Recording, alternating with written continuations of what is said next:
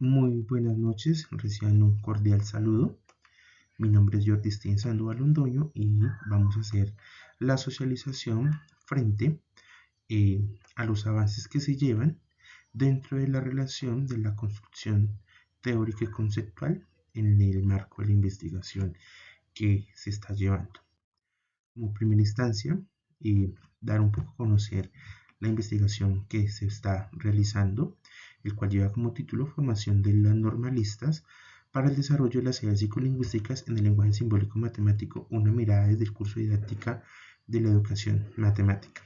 Como pregunta al problema tenemos cómo contribuye el curso de didáctica de la educación matemática a la preparación de estudiantes normalistas del programa de formación complementaria en la institución educativa normal superior Fabio Lozano Torrijos para el desarrollo de habilidades psicolingüísticas necesarias en la comprensión y el uso del lenguaje simbólico matemático en sus prácticas pedagógicas. Como categoría principal tenemos habilidades psicolingüísticas para la enseñanza de las matemáticas y en las categorías secundarias tenemos cuatro: diseño didáctico, procesos comunicativos, lenguaje matemático, formación docente. El enfoque metodológico de esta investigación será de cualitativo, etnográfico y por el momento se llevará un alcance interpretativo. Como primera instancia, partimos de nuestra teoría educativa, en la que tomaré a Duval de 1999, en la que me marca una trazabilidad en lo que es el lenguaje y pensamiento matemático, partiendo, de cierta manera, de que este pensamiento matemático solo se logra cuando hay un sistema de representación, y estos sistemas de representación tienen que tener procesos estructurales donde se adjunten acciones de habilidades propias del verbal, gráfico, numérico y simbólico. También me establece o me define que la comprensión del desarrollo matemático no debe hacerse seguidamente de operaciones o algoritmos, sino que debe entenderse como el registro de estos signos o elementos que se utilizan en esa transposición del proceso algorítmico al proceso de la comprensión se puedan llevar. Por eso él se centra mucho en que ese lenguaje matemático debe partir del hecho de explicar con palabras a través de gráficos e interpretación de símbolos.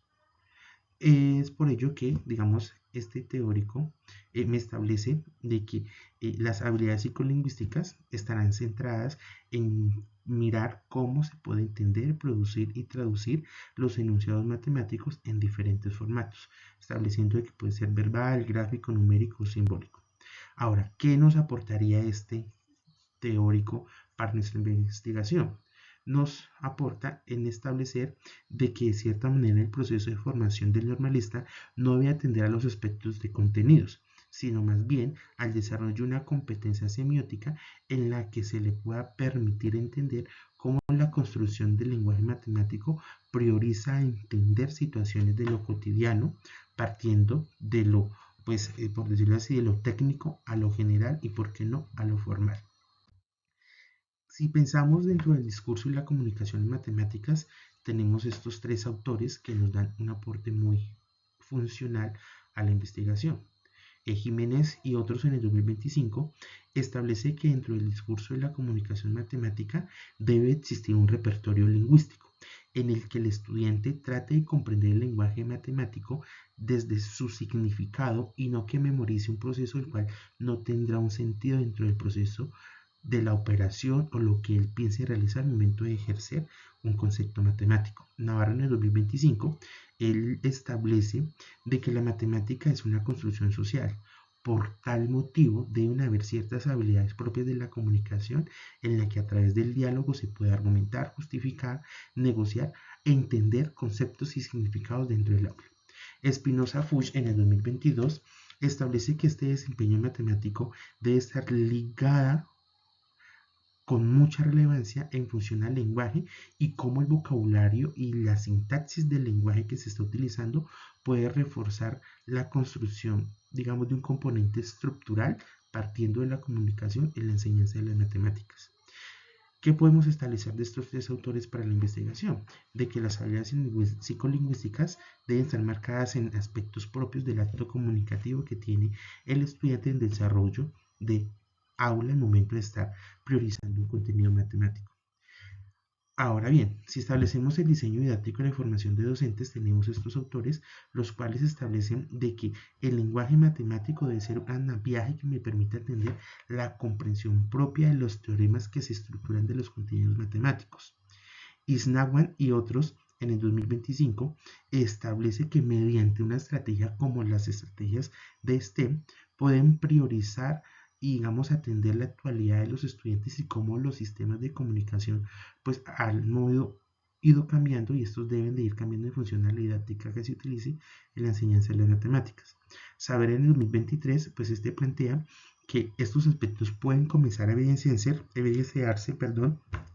si se establece la construcción de una evaluación realmente formativa en la que la competencia del lenguaje sea primordial allí. Mogro y otros establecen, de cierta manera, que el objeto de la enseñanza de la matemática debe ser transversal a la formación del docente siempre y cuando haya una buena estructuración de un lenguaje matemático.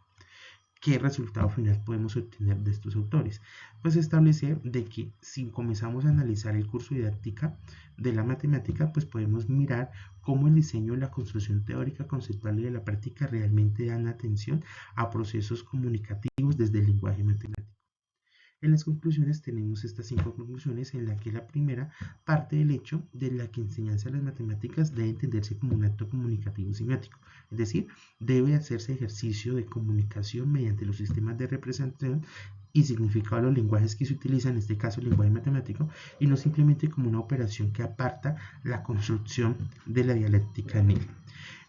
Otra conclusión tenemos de que dentro de los procesos comunicativos en el aula pues deben ser estructurados a través de competencias comunicativas del diálogo, argumentación y una escritura. El diseño didáctico y la formación docente deben de ser visibles dentro del desarrollo de las habilidades de comunicación.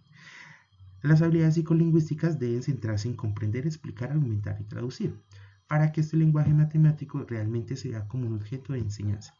También establece una dimensión crítica y sociocultural, en la que el discurso que utiliza el docente puede permitir establecer cómo el lenguaje matemático puede llevar a establecer una participación de todos los que se vinculen en este proceso formativo. Y finalmente, de cierta manera, nos da un poco más de coherencia en poder establecer cómo el estudiante que se está preparando como futuro docente debe generar estas habilidades y cómo notamos de que las está generando analizando de cierta manera cuál es el proceso estructural didáctico, pedagógico, epistemológico del curso de didáctica de las matemáticas que transforme esa realidad y parte del hecho de interpretar el lenguaje matemático. Presento unas referencias que se utilizaron dentro del estudio. Muchas gracias por su atención.